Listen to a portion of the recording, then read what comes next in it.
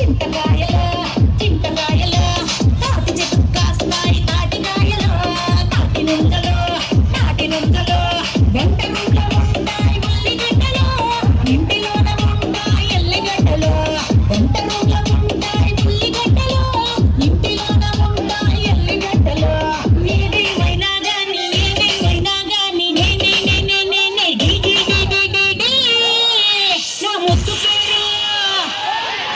నా ముద్దు పేరు పెట్టుకున్న స్వాతిరెడ్డి నా ఇంటి ముందు పెంచుకున్న పచ్చ ఎండు గడ్డి